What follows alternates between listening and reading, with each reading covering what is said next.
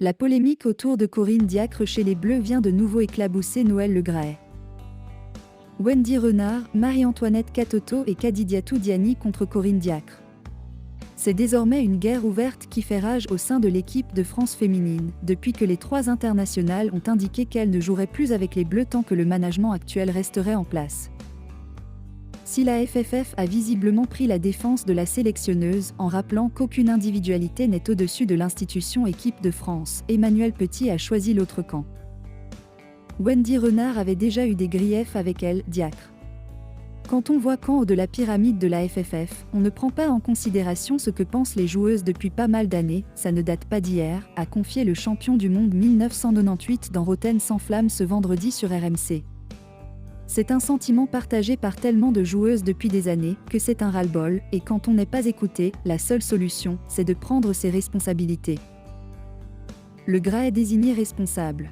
Emmanuel Petit va même plus loin en ajoutant le cas Diacre à la liste des échecs de Noël Le Graët. Il est responsable d'un marasme au niveau de l'équipe de France féminine, estime Petit au sujet du président de la FFF. Ça fait des années, que ce soit dans le management, qui est dictatorial, qu'elle se comporte en capot. Elle fait dans son management ce qu'on fait souvent lorsqu'on n'arrive pas à avoir le pouvoir dans un groupe et à fédérer autour d'elle, on sépare les gens pour mieux diriger. Elle le fait brillamment. Elle a mis au placard des joueuses qui ont répondu présent et qui portaient fièrement le maillot de l'équipe de France pendant pas mal d'années, Amandine Henry, Eugénie Le Sommet. Elle doit se remettre en question. Diacre a l'estime de ses joueuses, déclarait-il. Après l'élimination en demi-finale de l'Euro 2022, qui faisait suite à la défaite en quart de finale de la Coupe du Monde 2019 et à la non-qualification pour les JO 2020, Le Graët avait immédiatement affirmé sa volonté de continuer avec Diacre. « J'aime bien Corinne, elle travaille bien. Je l'ai toujours soutenue. Et au niveau du jeu, notre équipe a souvent très bien joué », avait-il plaidé.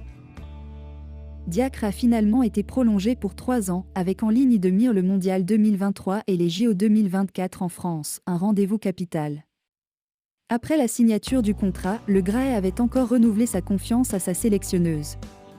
Elle a atteint l'objectif du dernier carré à l'Euro, note de la rédaction. Il y a encore des progrès à réaliser, mais elle a bâti un groupe qui devient de plus en plus solidaire. Elle a son groupe en main et l'estime de ses joueuses. De ce côté-là, c'était parfait. Vraiment ?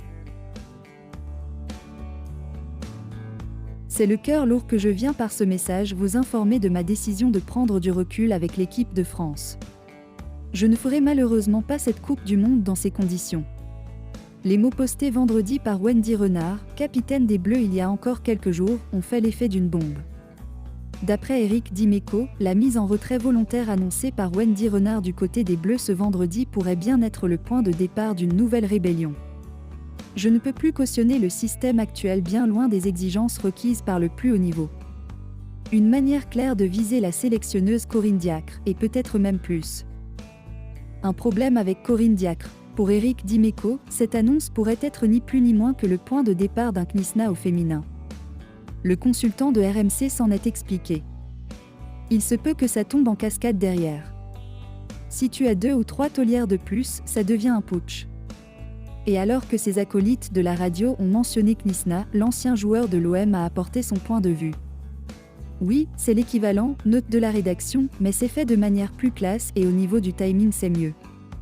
Ce n'est pas en pleine compétition.